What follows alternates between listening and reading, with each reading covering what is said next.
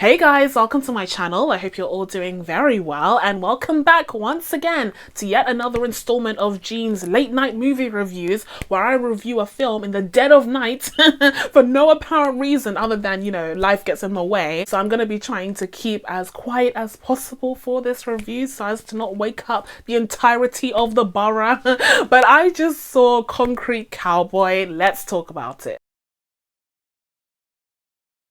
So Concrete Cowboy is directed by Ricky Staub.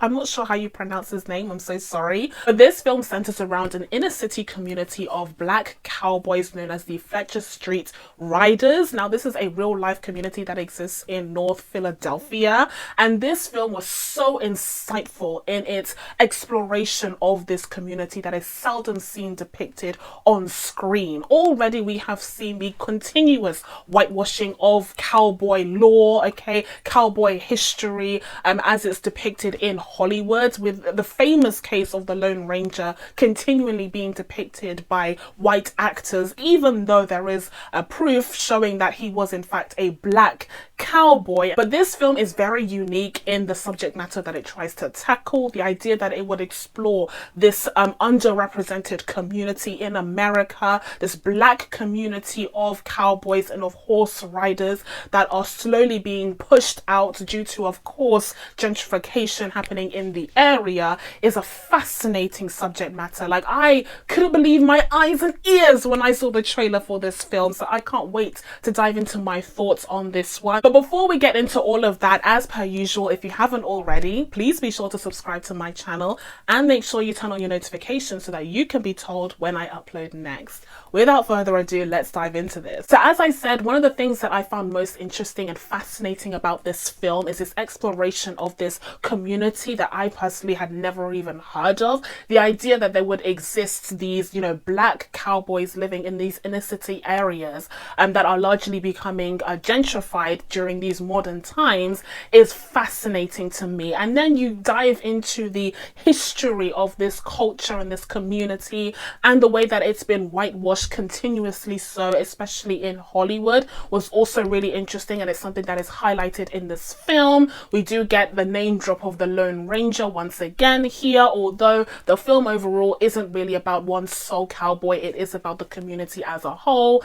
and the culture that is entrenched within the grounds that they live in. The entrenchment of the culture and the history of this community runs so deep that every single time they are faced with the issues of 21st century Philadelphia, with the gentrification, with the altercations with the police, it feels like a sudden halt. It feels like this huge interruption into the legacy that we're exploring in the film, which I found fascinating to see this dichotomy take place between, the legacy of their ancestors and the culture that they've built there over decades and even centuries, alongside the kind of abrupt interruptions of the 21st century realities that they're facing, the fact that they don't have actual land that they own anymore because of gentrification. They're being pushed out, they're losing ownership of their horses, which are being claimed by animal control services. It is just so heartbreaking to see this community that is grasping onto its roots and refusing to let go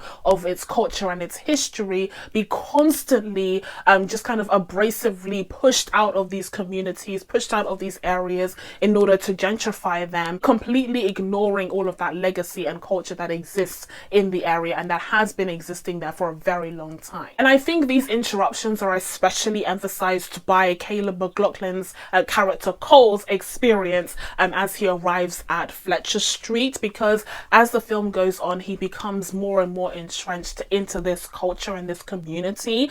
And so those interruptions that take place, whether it be, seeing the gentrification that surrounds this community and kind of suffocates it, or whether it be, the gang culture that also exists there and him kind of getting wrapped up into, the bad crowd, the typical storyline that we tend to see, which we'll talk about in a second. Whether it be those little interruptions, it's very much emphasized when we're looking at it through the eyes of Cole, because he is exploring this community for the first time. It's basically just this fascinating dichotomy between a period piece where you would usually see cowboys exist in the wild, wild west versus a kind of inner city drama surrounding a kid who's kind of lost his way and needs to be scared straight, which unfortunately is more aligned with what we tend to see when it comes to stories surrounding the plight of young black men in America. Now, when it comes to Cole's character arc in itself, I did find it very endearing. I enjoyed Caleb McLaughlin's performance in this film quite a bit, even though the storyline was giving me very beyond scared straight. Okay, we've seen it before time and time again when it comes to the element of this black kid who falls into a bad crowd. You know, his friend steers him towards drug dealing and he ends up having altercation with the gang and whatever. Like we've seen that time and time again. That's not really what makes this film unique, but what does make this film unique is the bonds that he creates with the community that his father comes from, and of course with the horse that he manages to adopt, even though that horse is feared by other members of this community despite them being very experienced. I think that's what's really touching about his story and really memorable about his story, and I think that Caleb McLaughlin once again did a great job with his performance on that front especially. And I couldn't help but think, you know, obviously he is a Stranger Things kid, but we haven't really seen a lot from him stemming out of his appearance from Stranger Things, especially in comparison to his peers like Millie Bobby Brown, who I literally just reviewed Godzilla vs. Kong in, but she's gone on to do great things on her own and build a huge career. So I'm glad to see Caleb McLaughlin kind of moving forward with his career after his success on Stranger Things. And I will say that, you know, his acting chops were quite impressive in this film. It very much reminded me of like a Daniel Kaluuya, like maybe he could follow down his path perhaps. Two-time Academy Award nominee Daniel Kaluuya isn't a bad path to follow down. And of course, since we're already on the topic of great performances, I mean, I can't ignore Idris. Like, I can't ignore the excellence that is Idris Elba. I mean, the man is a talent, the man is a gift, the man is a national treasure. Like, he's British, but you can't tell because his American accent seems perfected at this point. He has a gruff manner to him and he has a difficult relationship with his son to begin with, but then when his son starts opening up to the culture that his father comes from, and he also starts understanding where his son is coming from as well, in terms of him being a father figure to everyone in this community apart from his actual son. I think that was a very interesting discussion that they had there, and it was something that was necessary for the two characters.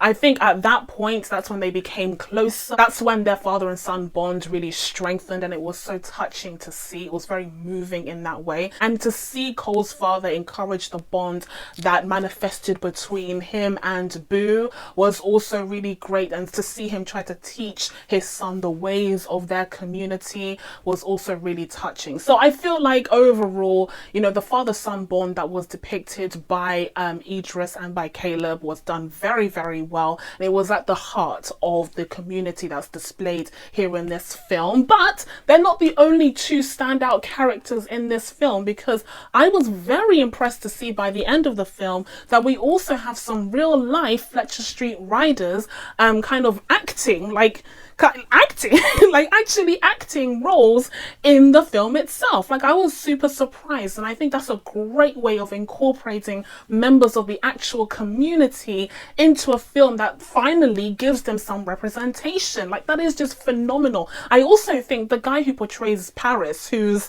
actually called Paris, was absolutely amazing. I had no idea he wasn't an actor. I feel like he was excellent in this role. So yeah, I was so excited to see at the end there that they're actual members of that community. I think they did a great job, and they were great advocates for their community. Now, if there was one element of the story that I took particular issue with, aside from the, you know, stereotypical gang violence element of the film, it would be the ending, I guess. Like, first of all, you have the horse heist, which is kind of cheesy. It kind of doesn't fit, tonally speaking, with the rest of the film, which seems quite serious and sincere and pensive. When it comes to the heist at the end there, you do get a little bit of hijinks ensuing, which seems a little off tonally. But then you have at the very end the interaction between Cole's mother with his father, portrayed by Idris Elba, and that was also kind of random because I couldn't help but feel like I understood where the mother was coming from. Like, she was at the end of her wits. She had tried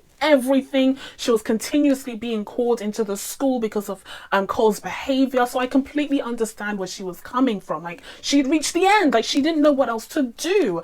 But the idea that she would just kind of swing by and be like, oh, thanks for looking after him, not realizing that he's gone through literal hell during his time in North Philadelphia. Like, I feel like that was a bit like, I wanted Idris to be like, Woman, do you know what he's been through? He just had to bury his friend, okay? Like, he had to stand on a horse at his friend's burial. Like, please, okay? So I wasn't quite sure about the ending with the mum there. I feel like they wanted to kind of wrap things up with a neat bow and call it a day.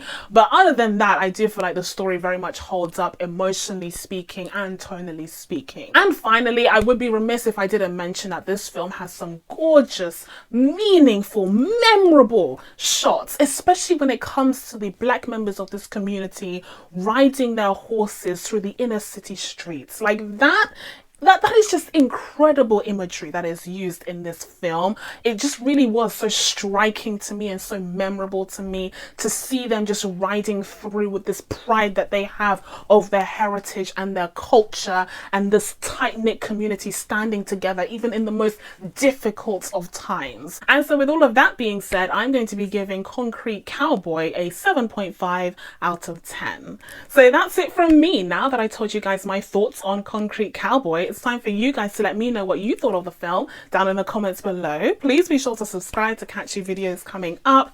Thank you guys so much for watching. I really appreciate it, and I will see you in the next one. Bye.